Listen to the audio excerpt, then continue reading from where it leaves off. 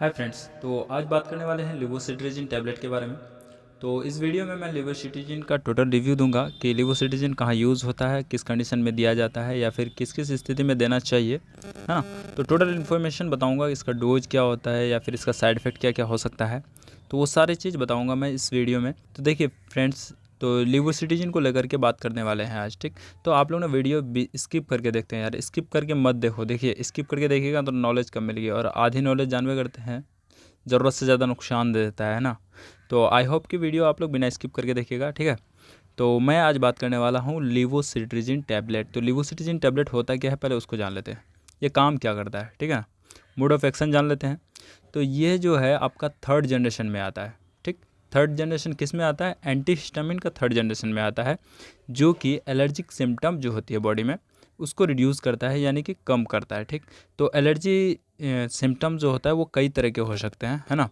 तो वो अलग अलग तरीके से इसको कम करता है। तो ये किस तरह से काम करता है, देखिए एलर्जी जो आती है ना बॉडी में, तो वो हमारे बॉडी में एक हार्मोन होती है, ठीक, जो कि हिस्टामिन होती है, और उस हिस्टामिन के रिलीज होने के कारण ना बॉडी में एलर्जी पैदा होता है। और जैसे एलर्जी पैदा होता है तो उसके अगेंस्ट में एंटी एलर्जिक के तौर पे जैसे लिवोसिट्रिजिन अगर देते हैं तो वो क्या करता है, जैसे वो हार्मोन रिलीज होता है ना, तो उस हार्मोन को ये एंटी एलर्जिक बन के, यानी लिवोसिट्रिजिन ये उस हार्मोन को न्यूट्रलाइज कर देता है, ठीक।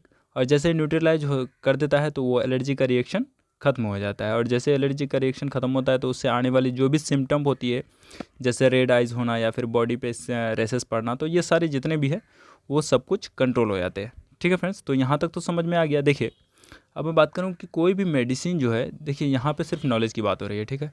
आप ना सेल्फ मेडिकेशन मत लीजिएगा, अगर कोई प्रॉब्लम हो जाए तो डॉक्टर के प्रिस्क्रिप्शन के द्वारा ही लेना है, ठीक है फ्रेंड्स। तो देखिए अब बात कर लेते हैं लिवोसिट्रिजिन जो है ये आपको किस किस फॉर्म में अवेलेबल हो जाता है। देखिए ये ना आपको टैबलेट और सिरप दोनों फॉर्म में अवेलेबल हो जाता है। जैसे कि एडल्ट अगर कोई है तो उसको टैबलेट में दे सकते हैं, ठीक। लेकिन वहीं पे अगर कोई बच्चा है तो उसको सिरप फॉर्म में देना पड़ता है। तो इसमें कुछ ना पॉपुलर ब्रांड है, यानी कि ब्रांड नेम की अगर बात किया जाए तो अलग अलग नाम से ये प्रोवाइड किया जाता है। यहाँ पे कन्फ्यूज़न होती है तो उसको मैं क्लियर करने की कोशिश करूँगा, ठीक है। तो ये अलग अलग नाम से जो प्रोवाइड किया जाता है, जैसे जायजल हुआ, जायलेडा हुआ, लिवोशेट हुआ, लेवेटा हुआ, तो ये ना मतलब ब्रांड नेम है। ब्रांड नेम का मतलब ये होता है कि किसी भी प्रोडक्ट को, जैसे लिवोसिट्रिजिन जो है तो ये आपको सॉल्ट है, यानी कि उसके अंदर के इंग्रेडिएंट है, या फिर मेडिसिन भी इसको बोल सकते हैं, ठीक। लेकिन इस मेडिसिन को जब प्रोवाइड करेगा अलग अलग कंपनियां, तो वो ना उसको अलग अलग नाम दे देगा, ठीक। तो जैसे ही वो अलग नाम दिया, जैसे जायजल हुआ या फिर एल्जेरा हुआ या लिवोशेट जो हुआ, तो ये उस कंपनी के दिया हुआ नाम, ये एक्चुअल में उसके अंदर के इंग्रेडिएंट नहीं है। उसके अंदर के इंग्रेडिएंट अगर देखिएगा तो वो लिवोसिट्रिजिन होता है। तो यहाँ पे कन्फ्यूजन होता है लोगों को, ठीक, कि ये अब लिवोसेट लें या फिर जायजल लें, तो यहाँ पे कन्फ्यूजन नहीं करना है। इसके अंदर की मेडिसिन जो है वो लिवोसिट्रिजिन, जायजल हो या फिर लिवोसेट हो, वो आपका अलग अलग ब्रांड दिया हुआ है, यानी कि कंपनी के दिया हुआ नाम है, ठीक है। तो देखिए कोई भी सामान है तो उसको तो कंपनी अपना नाम से तो प्रोवाइड ही करेगा ना, फिर नहीं तो उसका पहचान क्या रहेगा, है कि नहीं। तो वो अपना अलग नाम से प्रोवाइड करते हैं, लेकिन उसके अंदर की मेडिसिन जो है या फिर इंग्रेडिएंट तो वो आपको लिवोसिट्रिजिन ही मिलेगा, ठीक। तो अब देख लेते हैं इसका यूज़ कि किस किस कंडीशन में कैसे कैसे इसका यूज़ करा जाता है।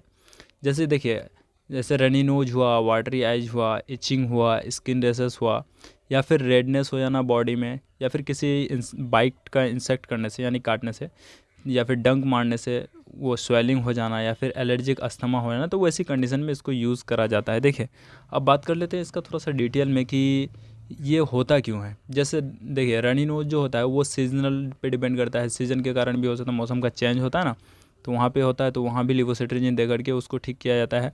उसके साथ साथ जैसे कि एलर्जिक आई, जैसे कि आई फ्लू अभी चला था, ठीक है ना, आई फ्लू में भी एलर्जी के कारण ही मतलब आँख में लालीपन आता था, तो वैसे को भी मतलब वैसे एलर्जी को भी कंट्रोल करने के लिए लिवोसिट्रिजिन का यूज़ करा जाता है।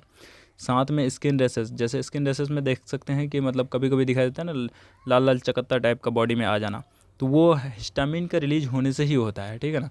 तो उस हिस्टामिन के अगेंस्ट में लिवोसिट्रिजिन को दे करके, ये एक एंटी हिस्टामिन है तो उसको न्यूट्रलाइज कर देता है। जैसे न्यूट्रलाइज कर देता है तो वो रिएक्शन ख़त्म हो जाती है। तो इस तरह से और भी, जैसे कि किसी इंसेक्ट का बाइट करने से भी हिस्टामिन रिलीज होती है, और उसके साथ साथ एलर्जिक अस्थमा जो हो जाता है, ठीक है ना। अस्थमा जब 50 साल 60 साल का एज पार करने के बाद ना, इस एज में मतलब अस्थमा जैसी एलर्जी आती है, तो उस एलर्जी के कारण जो मतलब हार्मोन जो रिलीज होती है, तो उसमें जो एलर्जी मतलब प्रोड्यूस होता है तो उसको ख़त्म करने के लिए भी लिवोसिट्रिजिन टैबलेट का यूज़ करते हैं ताकि उस एलर्जी को कंट्रोल किया जा सके, ठीक है ना। तो ऐसे बहुत सारी रीज़न है जो कि एलर्जी होता है जिसके कारण, तो उस एलर्जी को ठीक करा जाता है इस लिवोसिट्रिजिन टैबलेट के माध्यम से, ठीक है।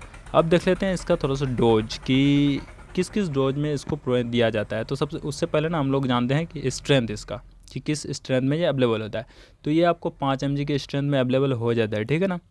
तो इसको जो है आप 5 mg का जो टैबलेट आता है तो उसको दिन में एक बार ले सकते हैं, बट बॉडी वेट के अनुसार ही। देखिए मेडिसिन है, इसको फूड और विदाउट फूड भी ले सकते हैं, उससे कोई फ़र्क नहीं पड़ता है, बट मेडिसिन है भैया तो इसको तो डॉक्टर के प्रिस्क्रिप्शन पे ही लेना है, ठीक है ना।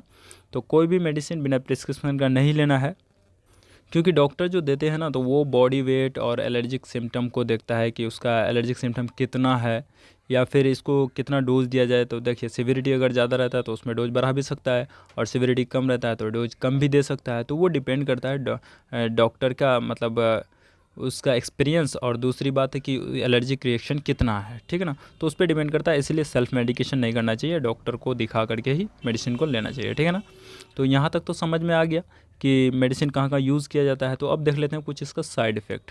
साइड इफ़ेक्ट में देख सकते हैं जैसे कि ब्रीथिंग का प्रॉब्लम हो जाना, ठीक, या फिर ड्राई माउथ हो जाना, फैटिक यानी थकावट सा एहसास होना, डेजीनेस होना, सोर थ्रोट होना। देखिए ये कुछ कॉमन साइड इफ़ेक्ट है, मेडिसिन है तो उसका साइड इफ़ेक्ट होगा ही, ठीक। तो देखिए ये सब कब होता है, जब बहुत ज़्यादा ओवरडोज ले लेते हैं, ठीक, यानी जितना प्रिस्क्राइब किया है उससे ज़्यादा अगर ले लेते हैं, या फिर कुछ लंबा समय तक अगर लेते हैं तो इस तरह के साइड इफ़ेक्ट दिखाई देता है। तो यहाँ तक तो ये समझ में आ गया साइड इफ़ेक्ट। तो ये तो कंफर्म हो गया कि मेडिसिन जो है वो आपको बिना प्रिस्क्रिप्शन का नहीं लेना है। तो ये कुछ साइड इफ़ेक्ट है, ऐसा हो सकता है, बट लॉन्ग समय तक लेंगे तभी, नहीं तो अन्यथा कभी उतना प्रॉब्लम नहीं देखा जाता है इसमें। तो आई होप वीडियो आपको समझ में आया होगा। देखिए वीडियो सिर्फ नॉलेज पर्पज़ के लिए ही बनाया जा रहा है फ्रेंड्स, तो इसका मिसयूज़ नहीं करना है, मिसगाइड नहीं करना है। देखिए मेरा मेन पर्पस है कि मतलब सबको नॉलेज प्रोवाइड करना, ठीक है ना। अगर नॉलेज लेते हैं तो अच्छी बात है, अगर नहीं लेते हैं तो कोई बात नहीं, लेकिन इसका मिसयूज़ अगर करेंगे तो इसका कुछ भी नेगेटिव रिजल्ट आ सकता है। तो आई होप इसका मिसयूज़ नहीं करेंगे आप लोग। तो फिर मतलब इसी तरह से मेडिसिन को लेकर के आता रहूँगा मैं, या फिर और भी नॉलेज की बात लेके आ रहूँगा, क्योंकि इसमें लेक्चर वगैरह सब कुछ आने वाला है, जैसे फिजियोथेरेपिस्ट का हो गया, या फिर डिप्लोमा कोर्सेज़ जो होती हैं मेडिकल्स का, उस सारे नर्सिंग वगैरह, तो वो सारी चीज़ का मैं लेक्चर से नॉलेज प्रोवाइड करूँगा इसमें, ठीक है। तो आई होप इसमें अगर नहीं जुड़े हैं इस चैनल से तो आप लोग जुड़ जाएंगे, ठीक है ना। इसी से रिलेटेड मैं और भी बहुत सारे अच्छे अच्छे वीडियोज़ प्रोवाइड करता रहूँगा। आई होप कि वीडियो आपको समझ में आया होगा। तो यहीं तक आज का वीडियो समाप्त करते फ्रेंड्स, फिर मिलते हैं नेक्स्ट वीडियो।